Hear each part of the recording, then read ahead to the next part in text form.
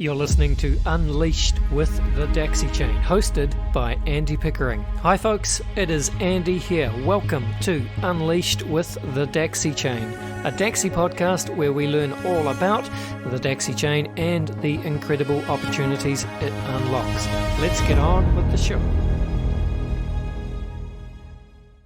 Welcome to Unleashed with the Dacxi Chain, a Dacxi podcast where we talk to experts from around the Dacxi Chain community and learn all about the Dacxi Chain and the incredible opportunities it unlocks. Great show lined up today. Are you ready to invest in the future of investing? Well, you've come to the right place. Let's get into it. Since our last podcast, folks, a lot has happened in the world of the Dacxi Chain. We've had the announcement of the first deal go through, and to everyone's surprise, I suppose, that first deal is Dacxi Chain. And you know, I say that this was a surprise, but it also makes a great deal of sense. And so I think we'll go over that today. We've also learnt who Dacxi's first three partner crowdfunding platforms are going to be. That is Equitize in Australia, Snowball Effect in New Zealand, and now we've just learnt that there is a third partner, this time based in the UK and serving Europe. It was just announced last week, so I hope you're aware of that. The new announcement, of course, is Angel's Den. We'll learn all about that today. To do this, we are, of course, joined again by Dacxi Chain CEO, Mr. Ian Lowe. Hello, Ian. How are you, Andy? I'm very well. So well, Ian, that I think we'll just get straight into the good stuff. I don't want to spend too much time with intros and that sort of stuff, because I think most people listening or watching this will be very familiar with you and your role at Dacxi Chain. But just for new listeners, I suppose there'll be some of those as well. Can you just please explain again the Dacxi Chain vision, you know, just at a very high level? Yeah, I'd be glad to. So the vision is very simple. We see a future where everyday investors have access to privately held growth companies that are looking for investment so they can grow their businesses. And we see that future becoming so significant that it really redraws the lines of the innovation economy. So if we look at equity crowdfunding today, which is what we're talking about, that is everyday investors having access to high growth return investment opportunities. That represents less than 1% of the venture economy, and that is all of the money that's put into growth businesses around the world. So less than 1%. And our vision is a future where it's a very significant percentage, and potentially even the majority of investment that flows through to high growth companies is coming through the crowd, everyday investors. Got it. And thank you. I mentioned, Ian, that last month, in a surprise twist, really, you announced that the first Dacxi Chain deal is a deal to effectively crowdfund the Dacxi Chain platform itself. Now, I was watching the webinar in which this deal was announced along with the rest of the Dacxi Chain community.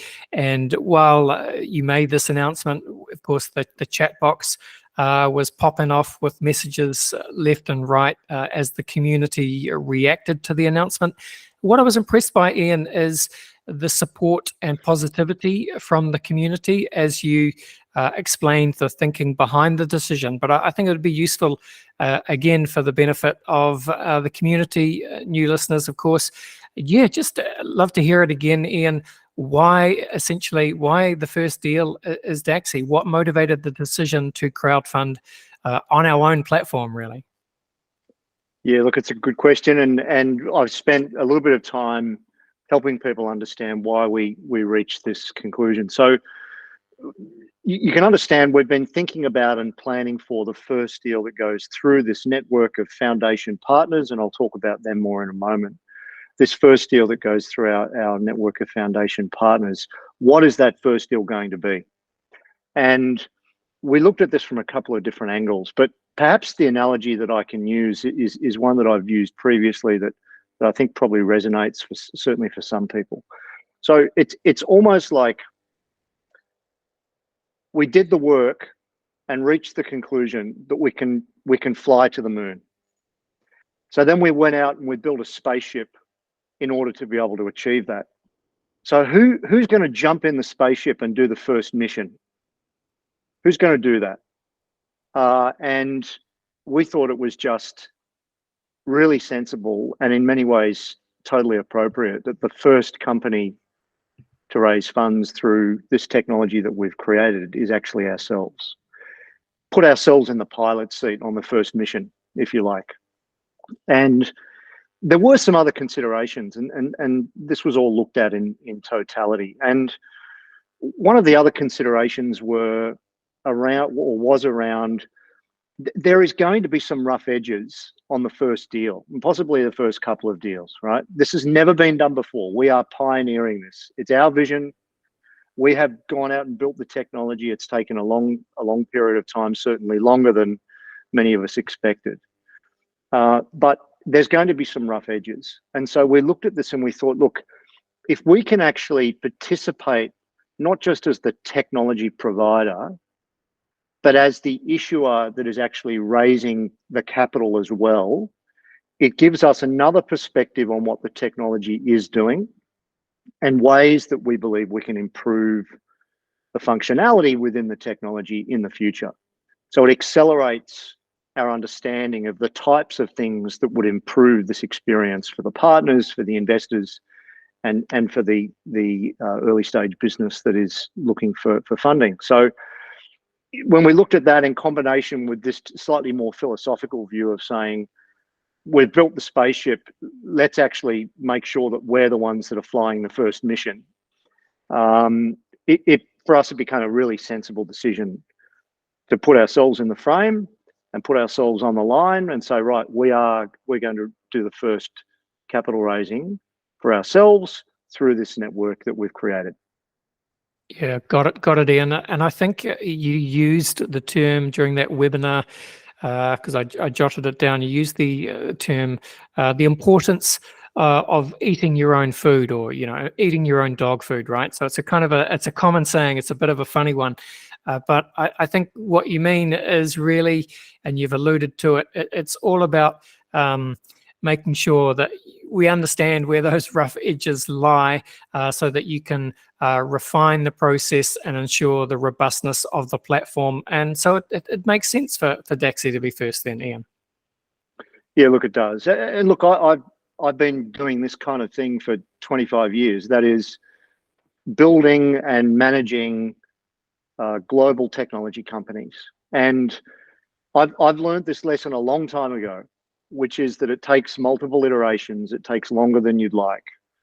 You need to have high quality relationships with all of the critical partners. And you're not going to build Rome in a day, right? And so we've got a very clearly staged rollout of the end game so that we're lowering our risk, but also making sure that we're taking our partners on a journey with us. So this is a business opportunity that's critically reliant on our partners and their participation and their understanding of the vision. And I think we've been relentlessly honest with them about this being a staged process rather than an all singing, all dancing solution that's just suddenly available tomorrow, whereas yesterday it didn't exist. It simply doesn't work that way. So this is absolutely the right approach for everybody, not just for Dacxi Chain. Yeah, very much agree.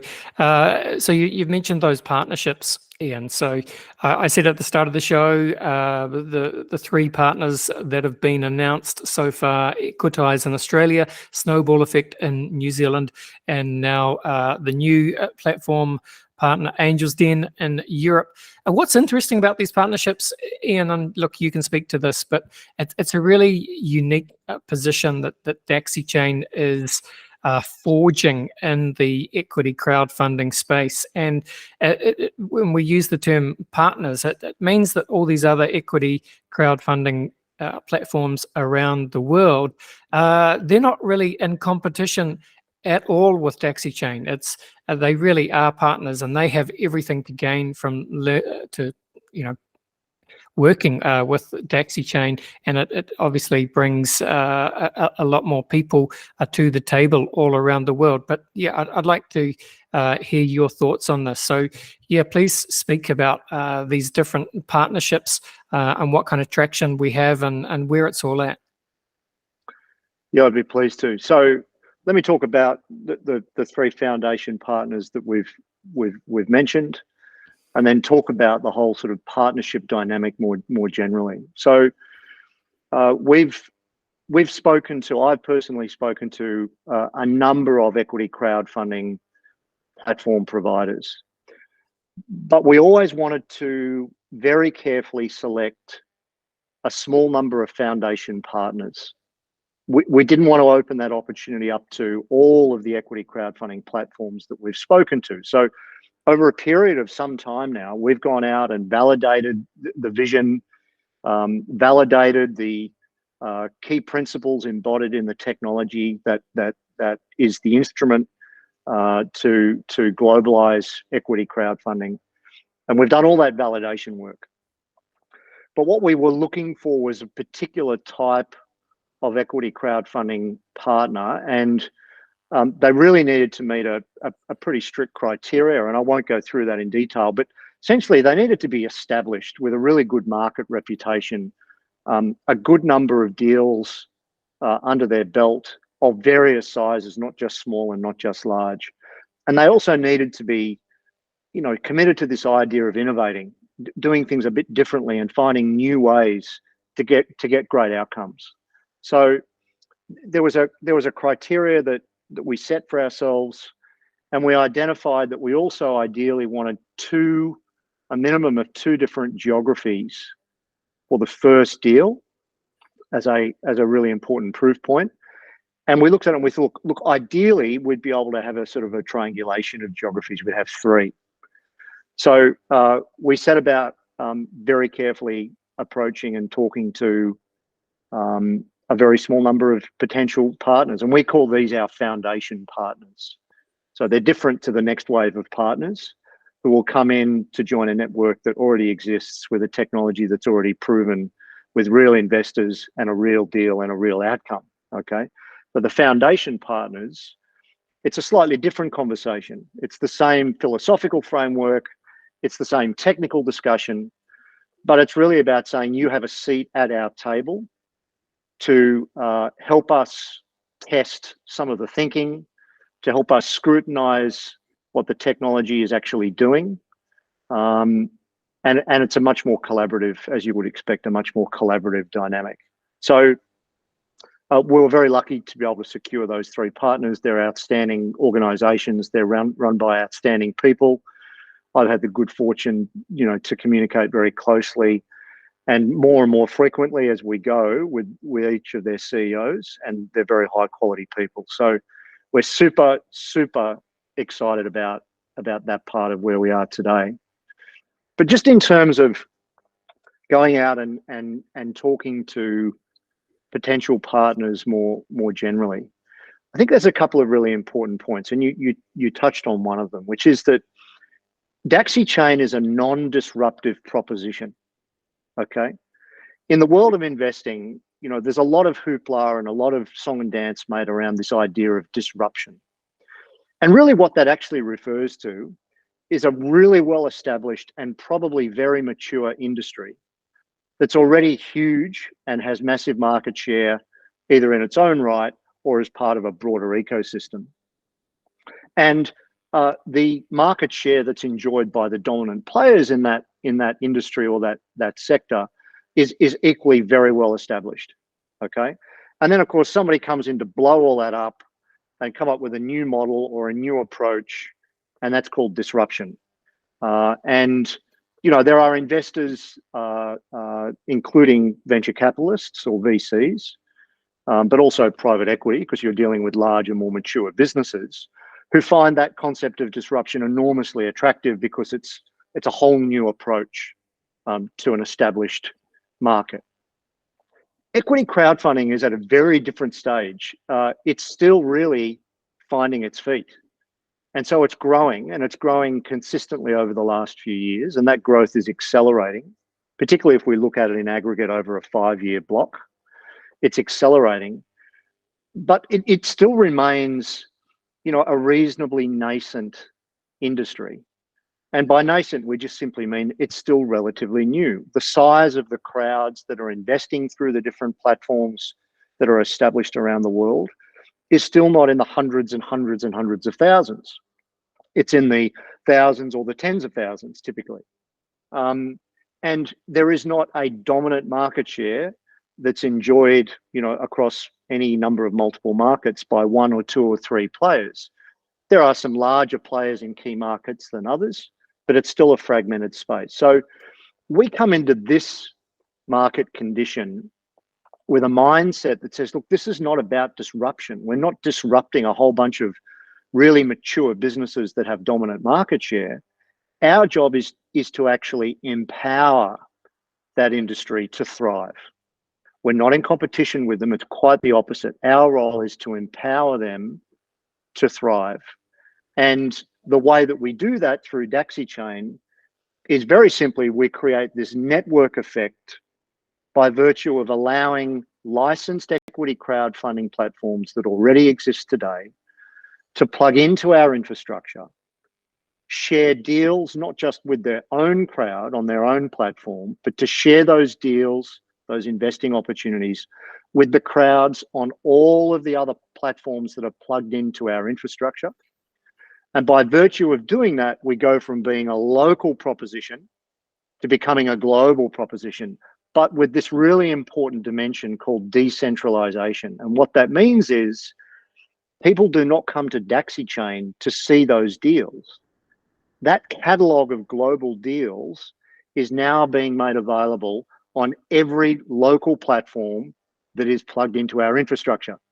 So we are taking global equity crowdfunding at the local equity crowdfunding at the local market level, and we are empowering them to become global by publishing a global catalog of investment opportunities sourced from other partners in our network, and at the same time empowering their deals to be seen by crowds on other platforms to vastly reshape the size of the investment or capital that's available through our network.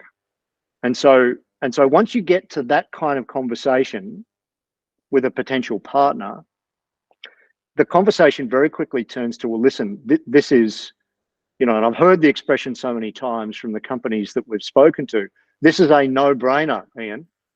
So what's the catch? Do we have to write you a big check? How do we get involved? And the answer to that is, look, there is no catch. You don't pay for access. You don't pay us a monthly fee. There is no subscription cost. There is no licensing fee. You don't pay support fees. It's completely frictionless to plug in to the infrastructure. We take a small fee only when deals are submitted and deals are funded. Okay. So in other words, everything is incremental upside. So if you're a partner participating in Dacxi Chain, you suddenly have access to much more capital, and it's only the capital that you can access through other platforms and the investment that's raised through those other platforms that you pay this small fee to Dacxi Chain for. If you don't generate that additional investment, you don't pay anything. If you do generate additional investment, well, you might pay us a small fee, but not only is it a small fee, but it's all on investment that you previously would never have had access to. Okay. So it truly is a win-win, arguably a win-win-win if you think of also the issuers who, by virtue of this, now have access to more capital and faster capital. But that's the, these are the sorts of things that get talked about when we're first approaching, in our case, the foundation partners. And you can see it doesn't take much to imagine that this is a very attractive proposition if you're an equity crowdfunding platform, because your business is almost entirely local companies, local investors, local regulations, and Dacxi Chain allows them to think and become global without actually having to, reimagine and refund their business by going and setting up in multiple jurisdictions. Yeah, very, very well said, Ian. And look, listeners, that's why it is important for you, depending on where you live, take a look at one of these three initial partner platforms. I'll put a link in the show notes, but if you're based in New Zealand or Australia or Europe, you'll be able to sign up and join one of these platforms and start to see the deals come through. One of the terms that I've seen being used increasingly around the Dacxi Chain office, around the communications networks, Ian, is the term invest in the future of investing, which I think is a brilliant little tagline. Some of these, a great brand slogan or tagline, whatever you want to call it, is simple, aspirational, and it describes something. And I think invest in the future of investing. That sounds pretty enticing to me and pretty well suited for Dacxi Chain. Yeah, look, I think it really captures the spirit of what we're doing here. There's a couple of sort of different ways to sort of think about it. One is that we're really democratizing investing for everyday investors, giving a much larger crowd access to many, many more investment opportunities, and doing that in a distributed fashion by exposing that into the platforms that already exist all around the world. So that's definitely one way of looking at it. Investing in the future of investing is simply saying, we believe that equity crowdfunding is the mechanism that will redraw the lines of the global innovation economy. But it needs to become global. It needs genuine scale on supply and demand sides. And our infrastructure empowers today's equity crowdfunding platforms to achieve that scale without having to go out and invest anything incrementally to grow, the size of the opportunity for themselves. So investing in the future of investing, I think, is a great way to capture all of those ideas. Yeah, couldn't agree more. Just briefly again on the people, the founders, the CEOs, the people running those different platforms that we've talked about, Ian. So you kind of said that they're really excited by the promise and potential here of where Dacxi Chain can take this kind of global vision of equity crowdfunding. So I just want to get a bit more of a sense of that.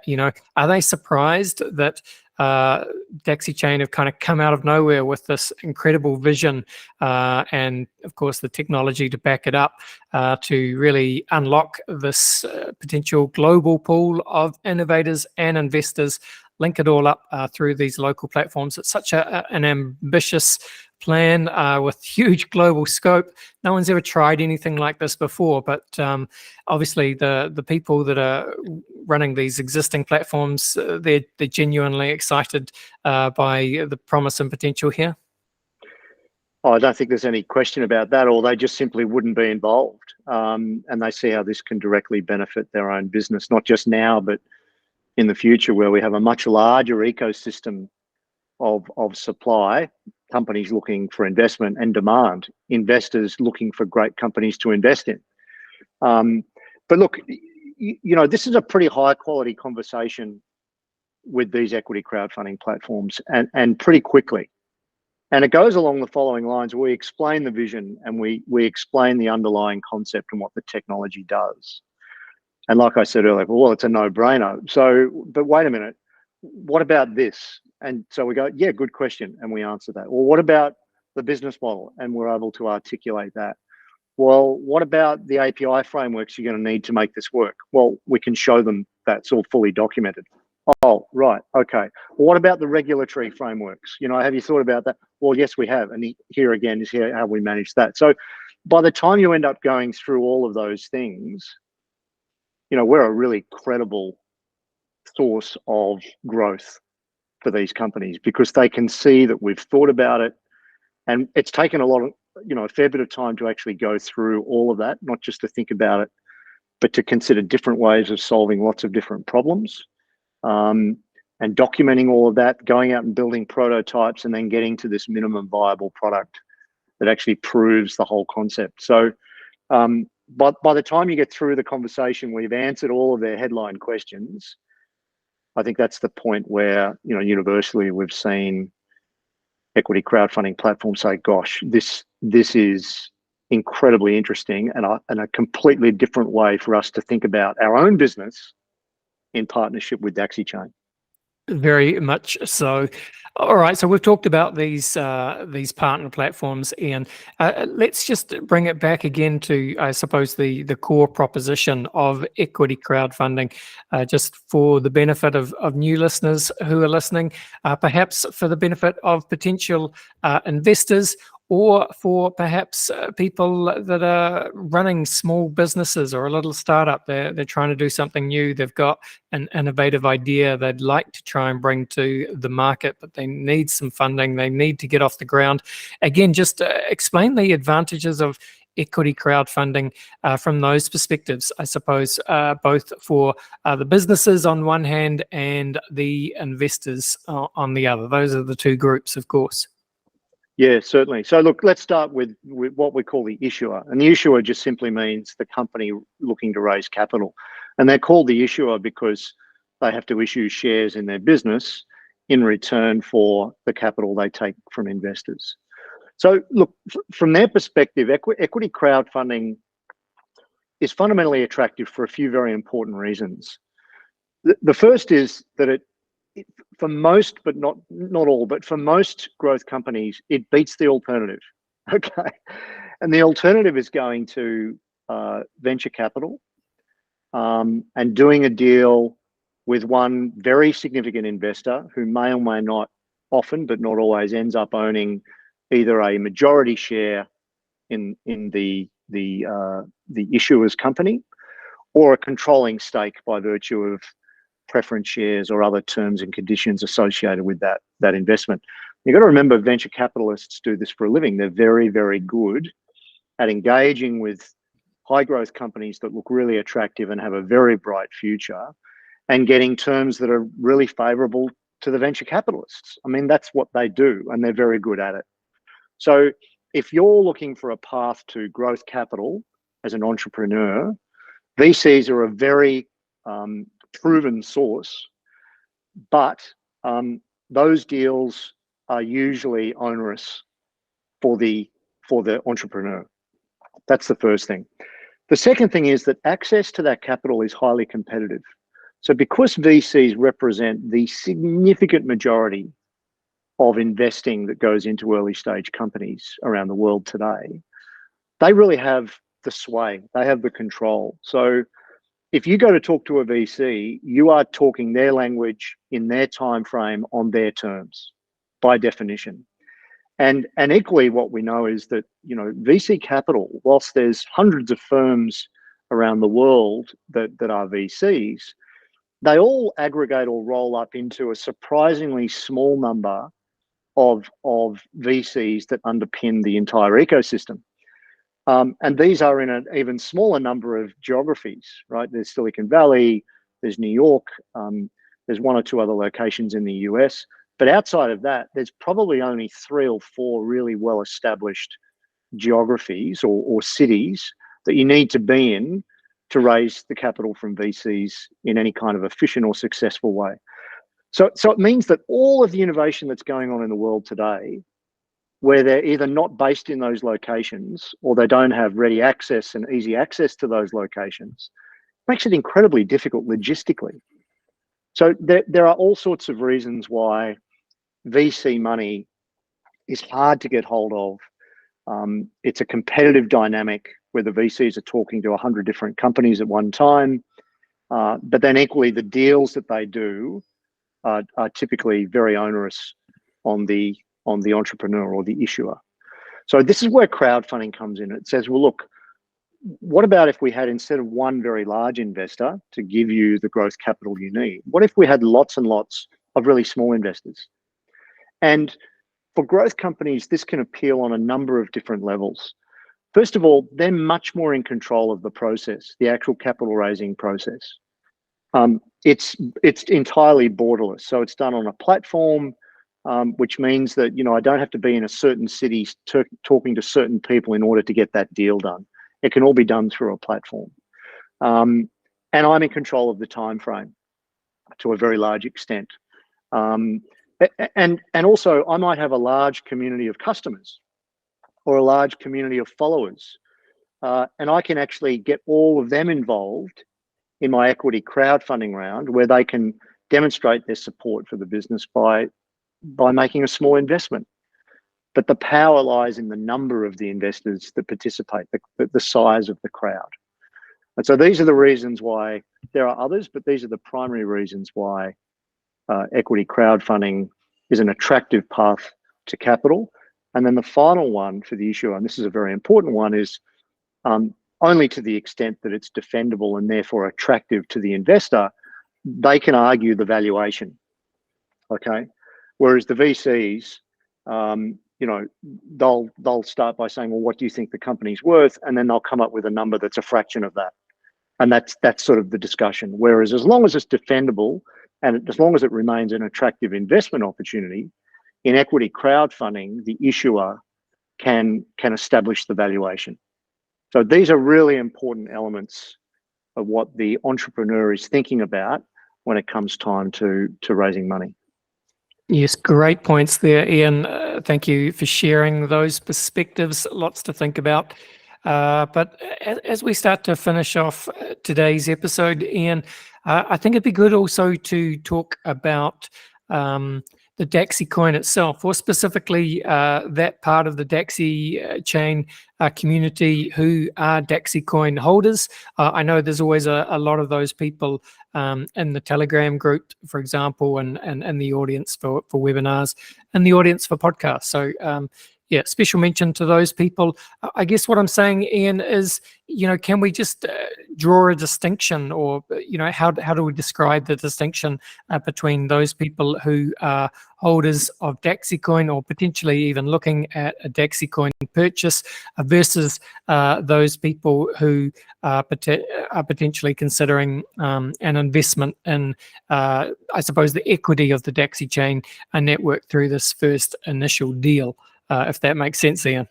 Totally. So it's a really good question, very important question. So let me start with a couple of things, and then I'll get to the answer to that question very specifically. So first of all, Dacxi coin is a purpose-designed cryptocurrency as a transaction layer or a transaction currency that allows us to move investment from one platform to another around the world very quickly and very cheaply. Okay, so its primary use case is as a transaction currency.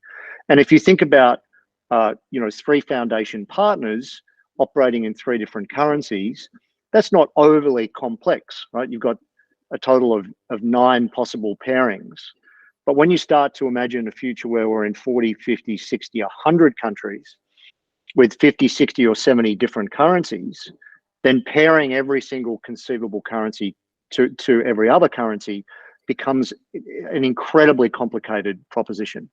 And so this is really what Dacxi coin is purpose designed to achieve, which is to move investment from any market in any currency, from a crowd in that market, to the market of the issuer who's raising the money. And of course, they need that capital to be available to them in their local fiat. So that's what Dacxi coin achieves. We can do that through crypto rails really quickly and really cheaply, and Dacxi coin is that transaction currency. The way to think about, and just one other point on that, which is that as we build the network after this first deal, and the first deal will give us the validation point we need to very quickly start to expand the network by signing up additional partners. Now, more partners means more deals. More deals means that more Dacxi coin is being used because there is more investment being made. And that's what drives the medium to longer term value proposition for Dacxi coin, is this increase in demand based on signing more partners to the network, which drives more deals.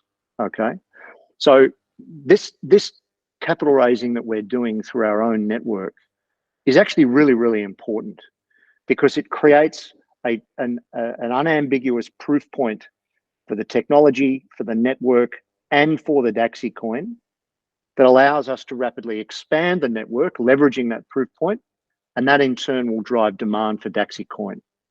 Now, this gets to your question around how should investors think about the distinction between owning Dacxi Coin or participating in this equity crowdfunding round that we'll do very, very shortly, where they have the opportunity to acquire equity in Dacxi Chain, the business, as opposed to owning Dacxi Coin. Well, the first is that there should logically be a correlation in the increase of value in both Dacxi Coin and the shares of Dacxi Chain, okay? As Dacxi Chain, the business grows, it will be growing because of deal flow growth inside our network, and that in turn drives demand for the coin. But they are also two different things. So whilst we expect they will logically be correlated, over a short to medium time frame versus a medium to longer time frame, that correlation at different points in time may be incredibly obvious or somewhat less obvious. And that will just depend on the growth trajectory of the underlying business itself. But what I would say is it's really the health of the underlying business that reflects the demand for the Dacxi Coin. So it's the underlying business and its growth that reflects or drives the demand for Dacxi Coin. And so, like you would expect in any equity-based investment, the way that I encourage people to think about it is twofold. First, owning shares is you're less likely to have a really short-term harvest in mind if you own shares, whereas if you own Dacxi Coin, that's always going to be an option for you because it's traded on multiple exchanges, okay? So it's a slightly longer investment time frame on the shares versus the coin, depending on your objectives, okay? Some people have only long-term objectives for the coin anyway, but some people are thinking more medium-term about the coin. But if you want to own the shares, think more medium to longer term. And that really means, you know, 3 to 5 years is the way to think about that. The second thing is that because of this correlation, and because this is really the only equity crowdfunding deal we plan to offer, right? We're not sitting here planning future equity crowdfunding rounds. This is it. So really what it means is if you already own Dacxi Coin and you're looking for a way to give that Dacxi Coin the very best opportunity to grow in value, I would encourage you to take a very close look at participating, even in some small way, in the equity crowdfunding round that we're doing. Because what a successful closing of that equity crowdfunding round achieves is an unambiguous validation of what we're doing that in turn allows us to accelerate the growth of the network, which will drive the value of the coin.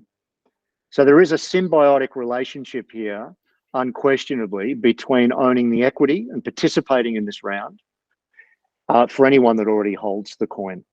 So they are in some ways a little bit different, but I think this symbiosis, as I've explained it, also should encourage coin holders to think about participating in the equity crowdfunding round.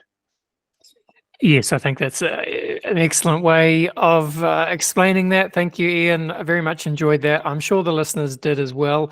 Just as we start to finish off, then for people that are potentially interested in getting just a little piece of equity in the Dacxi Chain platform, the company, just run us through again how they can do that. What's their best way forward? Certainly. So as you've already mentioned, we have foundation partners in Australia, in New Zealand, and also now in the UK. The best way to get involved is to simply go to those platforms and register as a user. It's a very simple process. It's the same as registering on any kind of wealth platform or exchange platform. It only takes a few minutes. As a registered user, you then have access to all of the deals that flow through that equity crowdfunding platform. And of course, one of those deals will very shortly be for Dacxi Chain. So it means that you're in position, you'll get access to all of the information that's shared about the business, our projections for the future, a little bit more about the underlying technology, a little bit more about our partners. All of that's going to be made available through these platforms. And so if you've got any level of interest at all, we would encourage you now, not 5 minutes beforehand, because the potential is for this round to be closed very quickly. There's obviously a lot of interest. We would encourage people to now go to the platform that's closest to them geographically or in their own market, register as a user, and then you're in position to start seeing all of the information as it flows through. Simple as that, folks. So look, if you are interested in investing in the future of investing, just point your browser in the direction of Equitize in Australia, Snowball Effect in New Zealand, Angel's Den in Europe. But as I say, folks, I'll put links to those platforms in the show notes to this episode. So very easy to find. Man, it's exciting to really see all this come together. Ian, thank you so much for coming on the show again and keeping us up to date. I'm sure we'll speak again soon, but all the best for today. Thanks and bye for now. Thanks, Andy. Good to talk to you.